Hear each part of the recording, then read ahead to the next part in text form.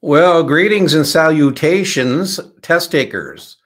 This is Dean Tenney coming to you from my studio here in fabulous Las Vegas, and I'm excited. This will be episode one of our podcast. You know, when I started the channel, I organized it based on series. So you would find your series, uh, SIE, for example, hit the playlist, and your videos would show up in suggested watch order, and there's lots of them.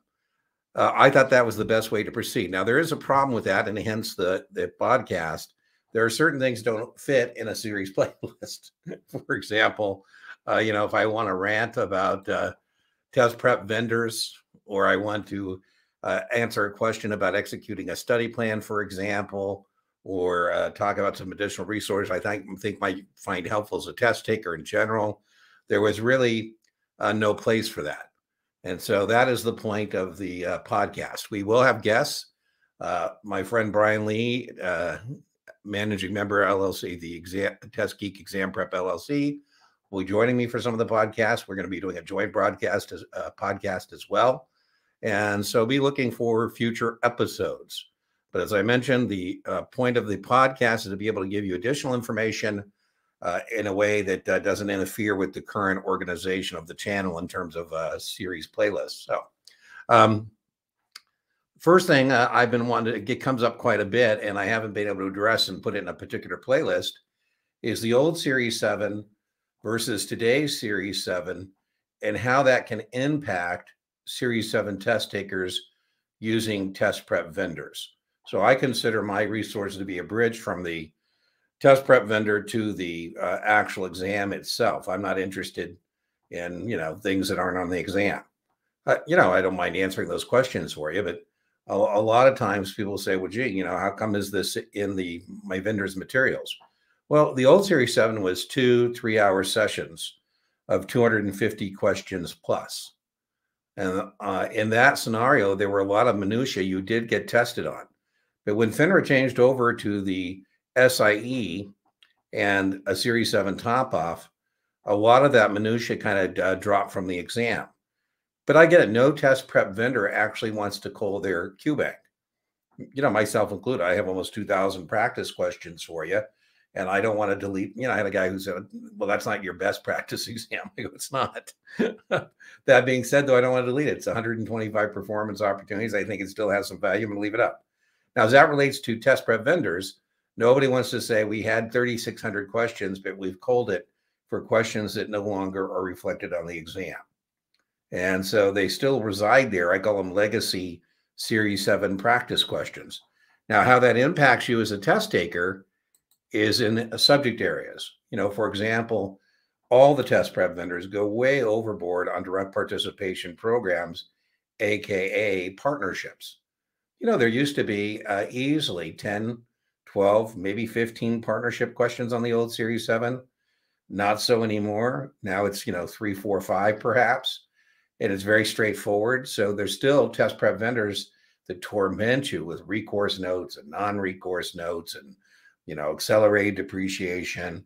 If you tell me you missed your mark as of direct participation programs, partnerships, I'm going to say I don't believe you. Margin is another example. 3 or 4 margin questions. Yet, if you were doing a page count, and that's why I think it's so helpful, by the way, to have a supplement, whether it's a community like ours here on the YouTube channel or our sister Reddit communities, or, checking out videos, is to confirm those issues that are or are not testable. And the test prep vendors, if you were self-study, oh my God, you would think margin must be important because they have so many questions and so many pages devoted to it. And it's really, again, another area where it should have been culled. Municipals. In the old days, the old Series 7, the MSRB wouldn't recognize the 7, the old 7, unless there were 55 questions on munis. And that means they really had to go to the depths of minutia to get those 55 done. As an example, for example, nobody's had to calculate meal rate in forever, even though there's still legacy practice questions on that. My other favorite, I have a memory aid lecture. And so he says, oh, you don't have pro golfers, don't miss. Or pretty girls date more, or pretty guys drive Mercedes, whatever your choice is. Pre-sale group designated member. I said, I don't have it because nobody told me they've seen it forever. So, That's another example of those legacy questions. Now, don't get me wrong, of these three, municipals are certainly still there in force. What I mean is you can expect 20 muni questions. So, DPPs margin is not nearly the depth that you would expect if you were doing self-study based on your test prep vendor content. Municipals is just not the minutia. There's still lots of performance opportunities. Okay, the second thing I want to talk a little bit about in episode 1 is building and executing a study plan. So I don't know where you are in your testing journey, but let's assume you're just starting out in your testing journey. The first thing you want to do is say, what is my study budget? What I mean by that is resources and time. Resources, I mean, some people don't have the resources they'd like, and maybe that's why you're coming into our business. I think our industry is fantastic. If you're poor and deserve to be rich, then our industry is for you. That being said, maybe initially you don't have a whole lot of resources. You're going to need as a minimum a study, some test prep vendors content. As much as I say this, people sometimes don't, I guess, go to the about page and read this. My YouTube channel is a free supplement to your paid study materials. So you're going to need some study materials. And then how much time do you have? Are you a full-time studier? Are you a part-time studier? How much time do you have? People ask all the time, how many hours should I budget for my study plan, the execution of my study plan? I would say you should budget 80 to 120 hours. And then what you need to do is, kind of as you execute your study plan, kind of allocate, adjust based on needing more time or less time. By the way, it's the same 80 to 120 hours, even if you're part-time or full-time. It's just if, you got a full-time job and studying part-time, it's going to take you longer in terms of chronological time to get it done, right? I think you should have a test date before, or at least the front end of your timeline. What I mean like that is so frustrating when people tell me, they're going to get to some place and some mythical place in their study plan where then they're going to get a test date. And I say, no, you need a test date before you start. So, you kind of look at your time frame, you reverse engineer 180 to 120 hours and set a test date. Now, okay, if you don't want to go for that, at least weekend, look at your study plan and say, okay, here's where I think I'm going to be, and get a test date. Your brain does better with a test date. Studying without a test date is not best practice. So how do you allocate your 80 to 120 hours? What I think you should do is break those into study blocks of 45 minutes, to an hour, depending on, how much sustained concentration you have. But that would be my minimum that I would say you should do with those study blocks.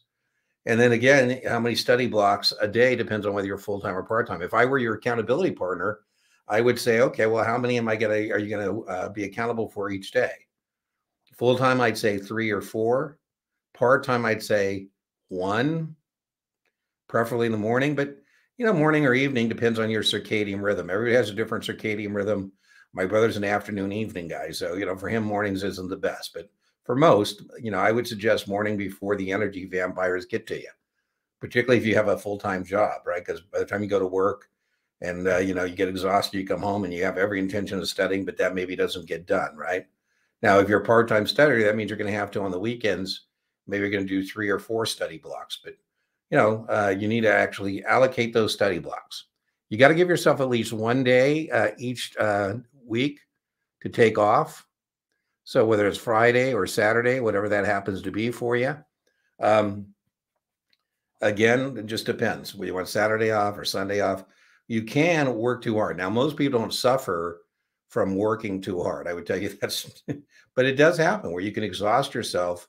And sometimes you need to just along the way, maybe halfway through your study plan or each third of the way, one day off a week. And then maybe you give yourself permission to take 2 or 3 days somewhere along the way to refresh and reset. And you'd be surprised how much better you do when you come back to that.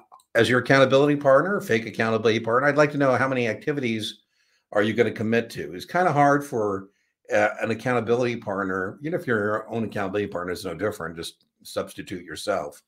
But as a accountability partner, I can't quantify you watching videos. I can't quantify reading the book. Those are activities you need to commit to. So, pages per day or videos per day. What most accountabilities partners can track is how many practice questions are you going to commit to each day? Is it going to be 25 practice questions a day, 35 practice questions a day, 40 practice questions a day? And here are some of the activities. Now, what I would do is rotate those activities. So reading, questions, watching videos. And what I mean by that is if you are reading in the next activity block, study block, do questions. If you're doing questions, next study block, watch videos. Rotate the activity and rotate the subject area. So you shouldn't plan on, if you're, let's say you're doing 3 study blocks today, you shouldn't think I'm going to do read on margin, and then I'm going to do practice questions on margin, and I'm going to watch a margin video. No. You should say, okay, I'm going to do read on margin.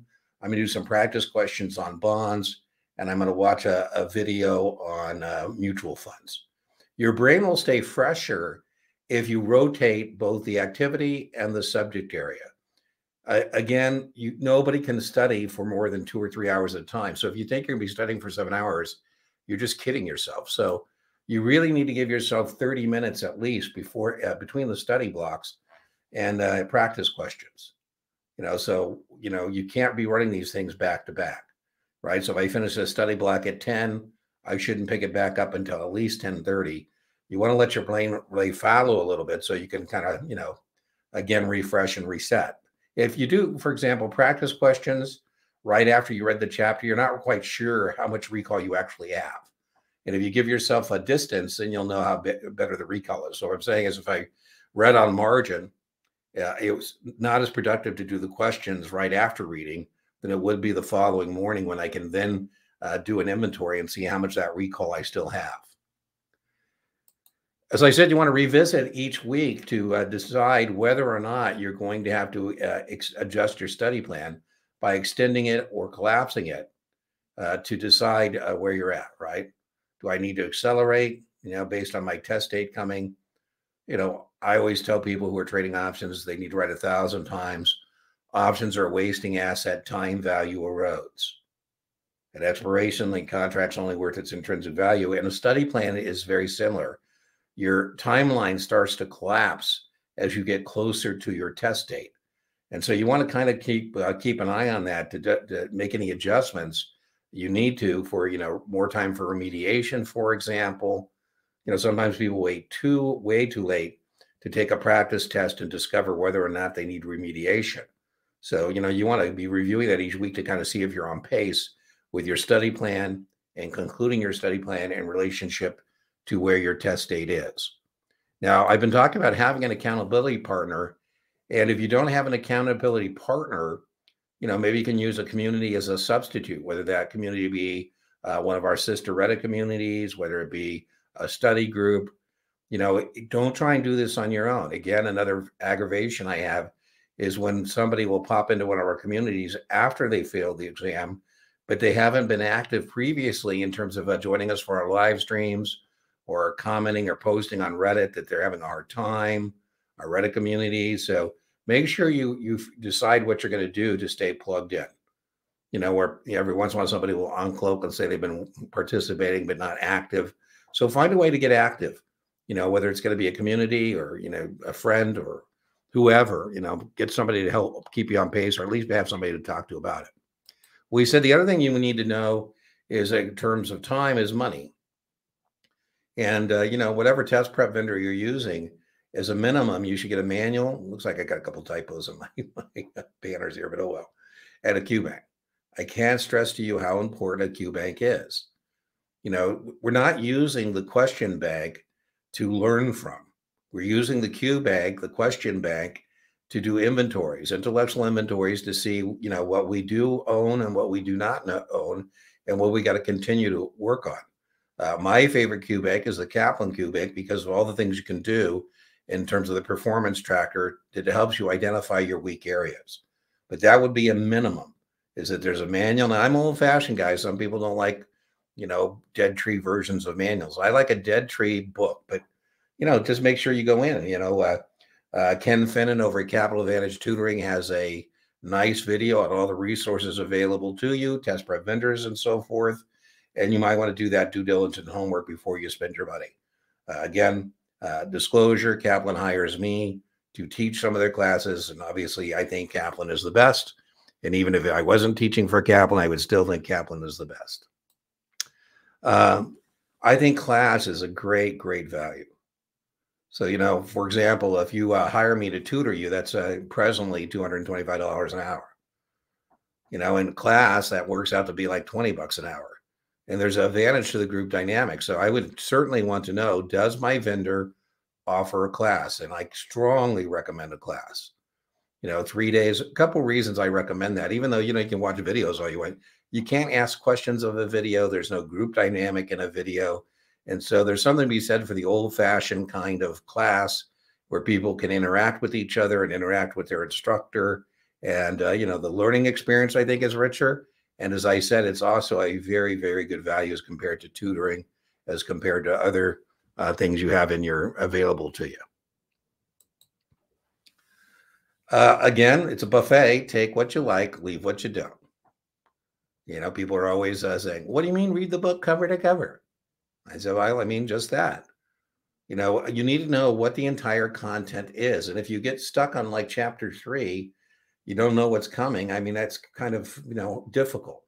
So one of the things I told this young man, I said, I want you to read the book cover to cover and as close to one setting as possible. And he was incredulous. He said, really? How long is that going to take me? I said, well, sit down for an hour, read, count the pages, you know, that you read in the hour, and then take the total page count, divide, and that will tell you how many hours. We're not reading cover to cover to make notes or to highlight. I can't tell you how many people I've had show up in a class and they've highlighted the entire book. I say, my goodness, maybe you should go back and do that again now that you know what's important. This is just cover to cover to see what is in between the two covers in terms of content you're going to get tested on. After that, then you can use it as a reference manual, read as you go, as you do practice questions. So that would be my recommendation to you. The second major recommendation, direct correlation to this, is exhausting your Q bank, whatever Q bank you have. You know, it just is, again, another aggravation I have in people's study plan when they haven't exhausted the Q bank. So when you miss, there's a couple things when somebody misses their mark as an accountability partner, I'm going to ask them. One is, did you change answers, which is a bad test taking strategy? And two, what was your Q bank usage rate? What was your Q bank exhaustion rate? You know, the Kaplan Q bank, there's like for Series 7, there's like 3,600 questions. So again, you should kind of think about that, divide and say, okay, for me to be on target to exhaust the Q bank, how many questions do I need to do each day? And again, as I said, there's a direct correlation. So when somebody says they miss, you know, if I don't have a Big Brother key, but you know, at some firms, they have a Big Brother key, an admin key, where they can actually see how much time you spend doing questions and how many questions you've done or not done. And, you know, that's just again, a very common thing is when somebody misses the mark is they haven't done enough questions. Don't delay doing questions. The idea of doing questions, it's counterintuitive, is to miss things, to find out what you don't know. Right. So I had a guy who said, Dean, I missed 50 questions today. I say, what a great day. Let's try and miss 100 tomorrow. You want to be missing questions to find out what you don't know. And you also want to get confirmation of what's on the exam. So if you don't do enough questions, you won't get confirmation. Now, I know some people who buy more than one vendor. I'm not opposed to as a paid supplement, a Kaplan Q Bank for Past Perfect, for example. You know, and if you have a paid supplement Q Bank, that's really great as well for confirmation of the testable issues, right? You can, you know, say, oh man, I've seen that on STC. I've seen it on Past Perfect. I've seen it on Kaplan. You know, I've seen it in Notman. I know it's on the test, right? So as I mentioned, a lot of people have been told, I don't know by whom, that they should do practice tests over and over and over, just to do practice questions. And that's really bad advice because the practice test is not to learn. The practice test is to do that intellectual inventory to find out where you're at, to get a mark, to decide whether we're going to need to do remediation. As recently as this morning, somebody was, you know, try and articulate and quantify as much as you can. You know, I had a person as recently as this morning said they're not doing well on practice quizzes and chapter checks. Well, what does that mean? I mean, we don't know how many questions they've missed. They say they're missing too many questions. And I said, well, do a practice test so we can find out of the total content you're held accountable for, where are you at? Now, everybody's a little different on this. I would want you to be consistently scoring 70% plus on practice tests. So you get closer to the end of your test time, your execution or study plan, You want to be doing, not more than one a day. Two is pushing it. But I say, okay, so I'm talking to you Friday, you're testing next Friday. I usually, as an accountability partner, say, okay, how many practice test scores am I going to see between now and Friday? My expectation would be at least 3. Again, depending on how confident you are, because that's what we're trying to do, is figure out whether you just need to stick the landing or you got to continue to work. And depending on how comfortable you are would depend on that. So I think the last one should be no later than the day before the day before. What I mean by that is, if you're testing Friday, we do our last practice test Wednesday to get that final mark. Now, another piece of bad advice is not to do any questions in this example Thursday. Bad advice. You need to at least do 25, 30 questions, not for scores, not to learn, just to keep that question rhythm. You build up your rhythm. By the way, that was just circling back on the class.